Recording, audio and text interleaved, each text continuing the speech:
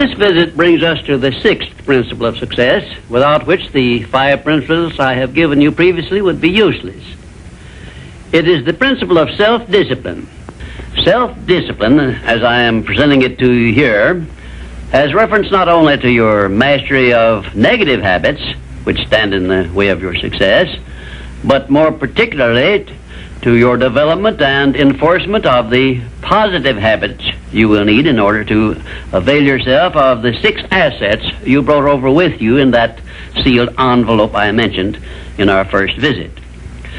Now let me give you a list of the more important things over which you will have to exercise self-discipline before you can embrace and use the great master key to riches.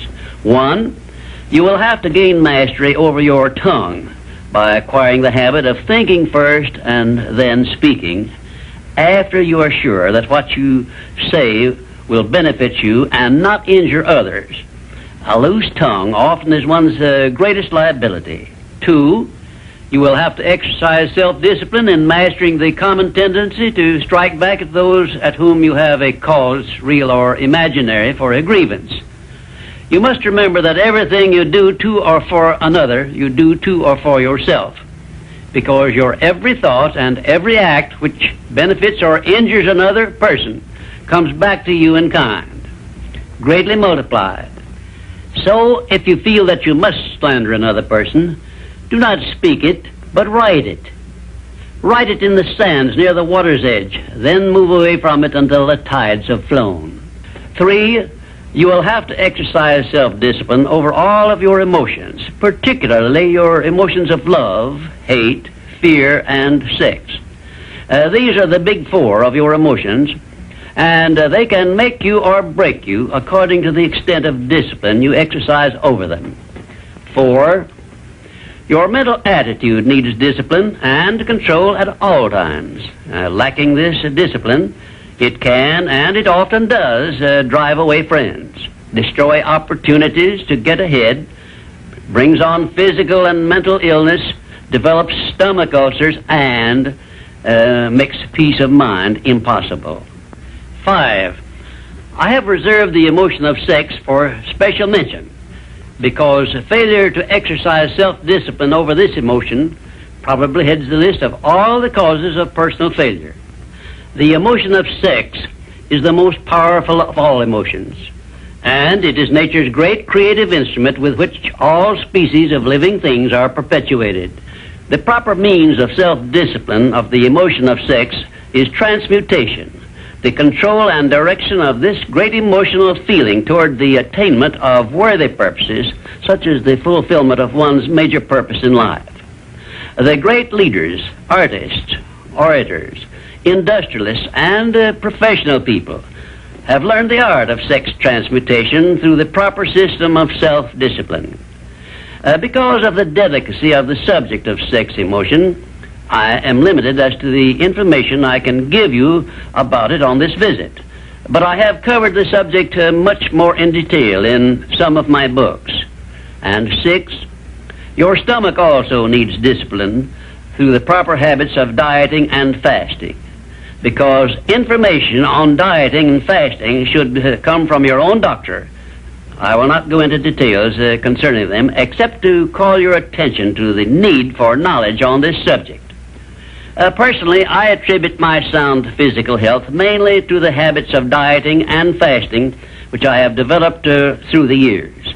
And 7, you will need to exercise self-discipline in relation to religion and politics, because our country, which is the most acceptable form of society civilization has yet produced, is made up of people of varying beliefs in connection with both of these subjects. To be happy and prosperous in our country, we must learn to live and to let live, to give others the privileges we ask and demand for ourselves. And this often calls for strict discipline over self.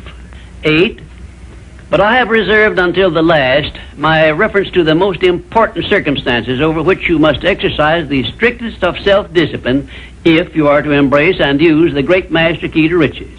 I have reference to your profound privilege of taking possession of your own mind and directing it to whatever ends you may desire.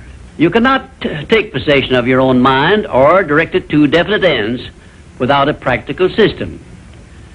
I have devoted the better portion of my past life to the revelation and presentation of such a system.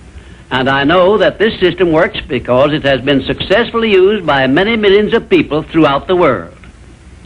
The system is not only practical and workable, but it is so simple that anyone who is ready for it may master it and use it successfully. Its use does not call for a genius nor a great amount of formal education. It calls only for a will to take possession of one's own mind and a definite purpose to which the mind is to be directed.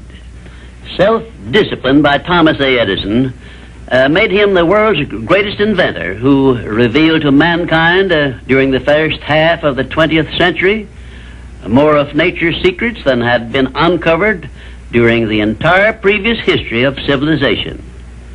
Self-discipline carried Wilbur and Orville Wright through a multitude of failures and enabled them finally to give the world its first practical airplane, an achievement which has made the world smaller and changed the entire trend of civilization.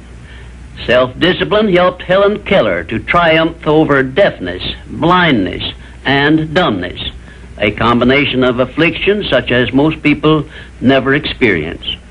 Self-discipline helped me to carry on through years of heart-aching discouragement and defeat and give the world the first practical philosophy of success based on the know-how gained by hundreds of men and women who spent a lifetime by the trial and error method in discovery of the principles which lead to personal success.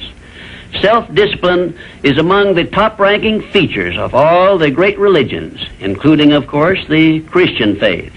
And there are some people who believe that our major purpose on earth is that of developing wisdom through struggle and self-discipline. One thing is certain: no one ever becomes very wise without the aid of self-discipline, and no one ever finds peace of mind and happiness without the strict exercise of self-discipline. Self-discipline is the only means of transmuting sorrow into faith. It is the only means by which we may transmute hatred of others into the milder emotion of sympathy for them. It is the only means by which we may reveal and profit by the seed of an equivalent benefit which comes with every adversity and every defeat. It is the only means by which we may shut out of our minds the deadly effects of past experiences of suffering and unpleasantness. And it is the means by which we may discover that other self we carry around with us, that self which has great capacity for belief and does not become influenced by failure and defeat. Self-discipline can give us freedom from the fear of death, the most difficult to master of all of our fears. It can free us from the disease of hypochondria, the fear of imaginary illness with which so many people suffer and sometimes die.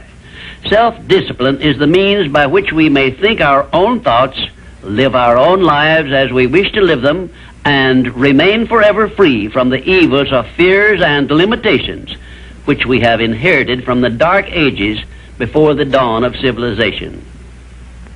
The Creator never gives one an asset or benefit without passing along with it the means by which it may be embraced and used. Self-discipline, therefore, is the means by which the Creator provided us with a method of embracing and using the only thing over which we have unchallengeable control, the power of our own thoughts. And now, until our next visit, may I remind you that the habit of taking the line of least resistance makes all rivers and some men crooked.